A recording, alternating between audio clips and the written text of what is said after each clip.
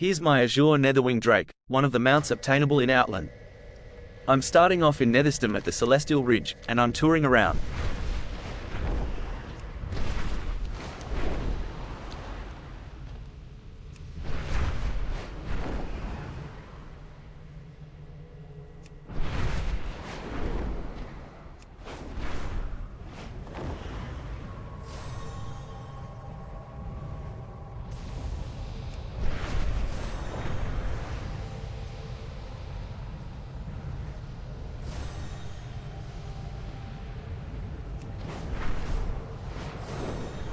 If I fly through these pink bubbles, there is actually lush jungle inside. These are biodomes that I think the Dranii and Ethereals set up on Outland before the planet fully cracked apart, but if it was someone else you can correct me in the comments.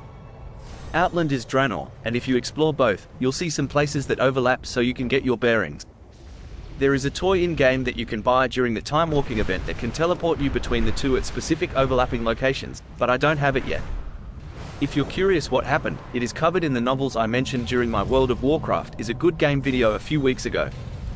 To summarize, Gul'dan worked with the Burning Legion to supercharge the Orcs. Gul'dan used the souls of the Dranii to create a portal on Outland, and Medivh created the other side of the portal on Azeroth while he was controlled by Sargeras. The Orcs invaded, burned Stormwind to the ground. The humans allied with elves, gnomes, and dwarves to fight back and followed the Orc retreat through the portal. Gul'dan sent out a few small parties to steal magic artifacts from Azeroth, and gathered them in Outland at the Black Temple to open new portals to other planets. He was too ambitious, opening dozens of portals all at once all over Draenor, and the magic was too intense. It cracked open the planet and they were left with only fragments floating in space. The Blade's Edge Mountains were mentioned during the books. Deathwing had made a deal with Gul'dan to transport some of his eggs and raise them there, but when the Alliance followed the retreating Orcs, a group separated off to destroy the eggs while the rest of the army was assaulting Black Temple. This is why you see black dragon corpses impaled on the spikes. By the time players get to Outland, those corpses are about 20 years old, so I'm not entirely sure why the scales are still attached, but maybe that's just to make it obvious to the players which dragonflight they are from.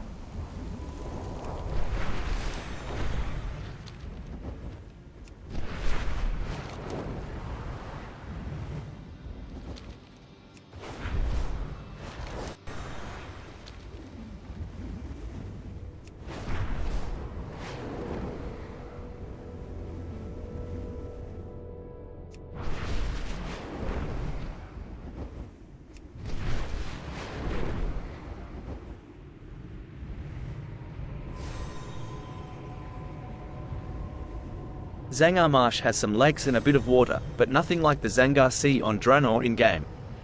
As you can imagine, the sea just drained off the edge when the planet cracked.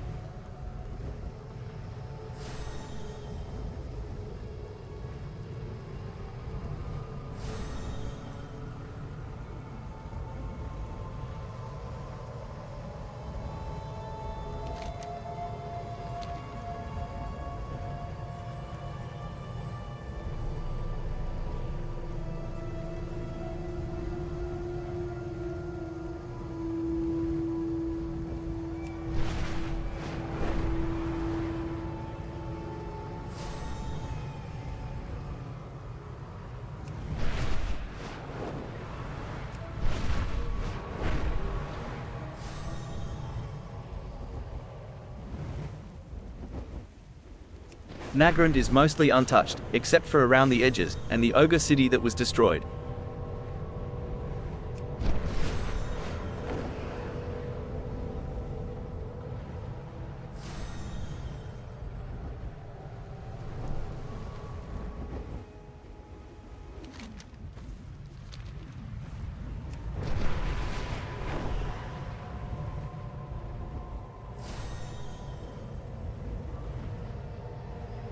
Oshugan is actually the Naru spaceship that the Dranii used to get from their homeworld of Argus to the place they named Draenor.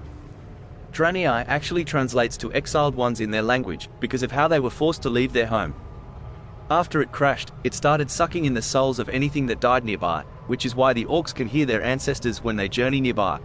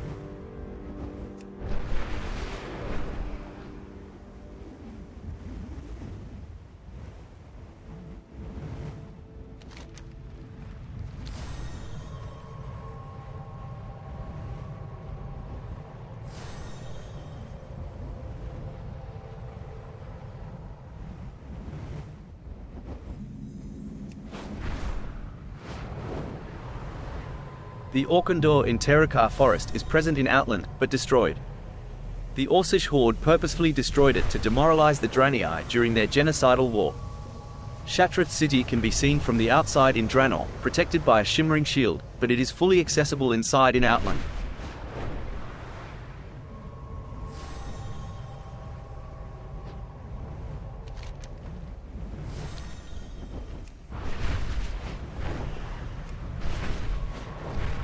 The spires of Arak Zone was destroyed when the planet cracked, but small remnants of it can be seen between Terekar Forest and Shadowmoon Valley.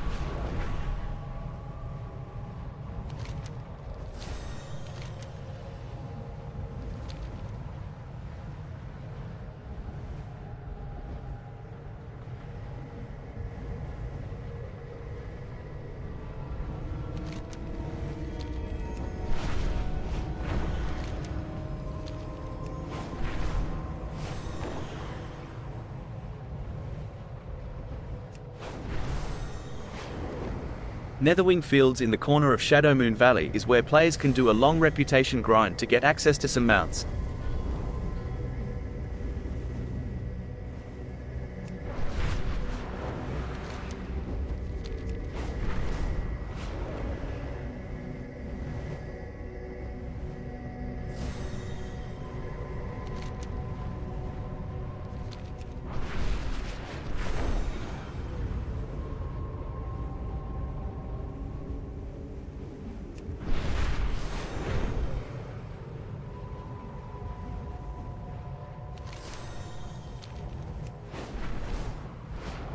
The Black Temple is what the Orcs created out of the ruins of the Temple of Karabor, one of the Dranii holy sites.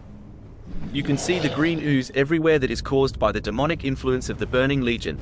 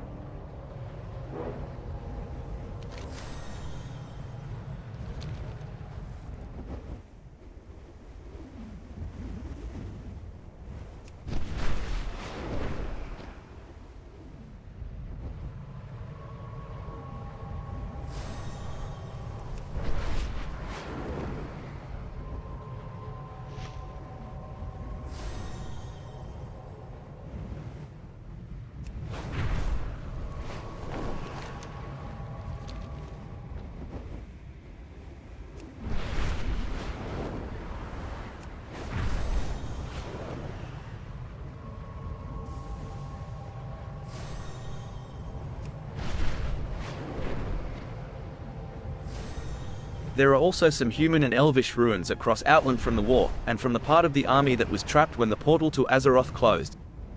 If you're wondering about all the other dozens of portals, those were sealed up by Illidan during the events of Warcraft 3. He is the one who brought the Blood Elves and Naga to Outland, killed Magtheridon, the demon pit lord of Outland, and tried to claim the planet for himself, but was comically caught almost instantly by Kil'jaeden.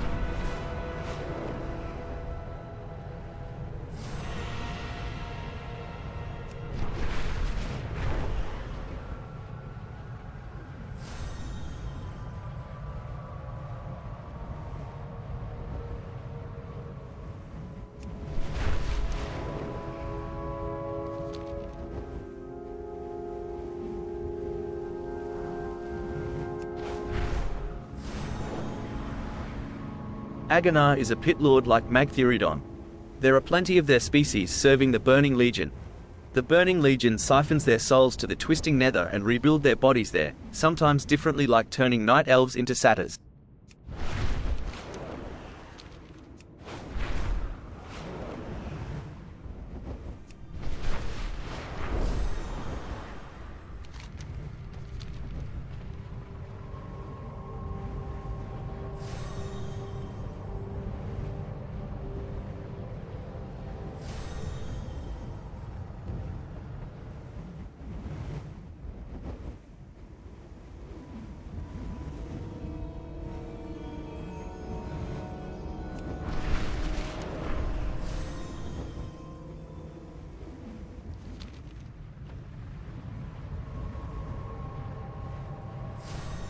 The Cenarian Refuge in Zangar Marsh, I think, is intended to be something built during Warcraft 3 while Maeve Shadowsong was hunting Illidan across Outland.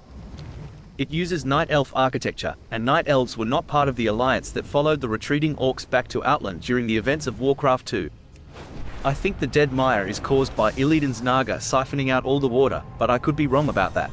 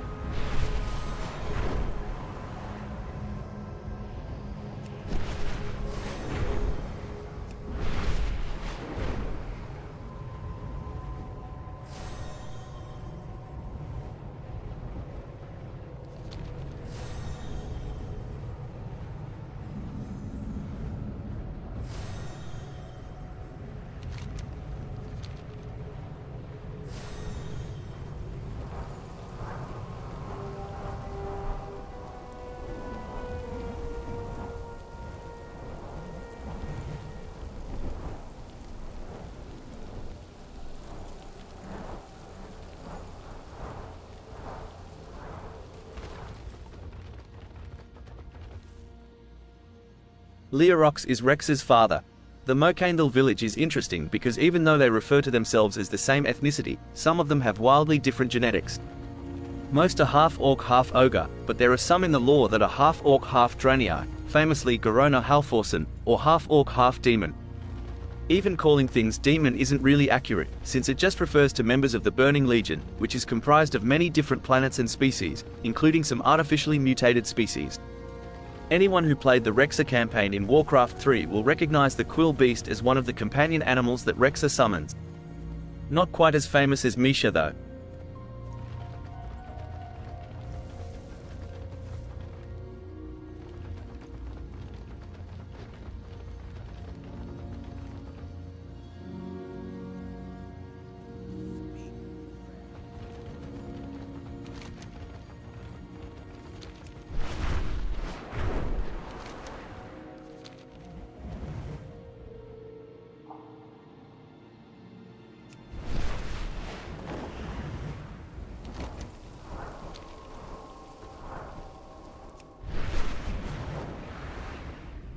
We can visit Rexxar if we take a quick flight over to the Horde outpost nearby.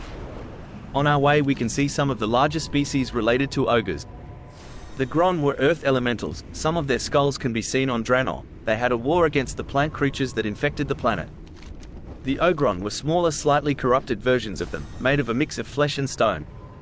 The ogres are the fully flesh, much smaller versions of them. Very similar to how the curse of flesh infected the races of Azeroth. The hunt begins.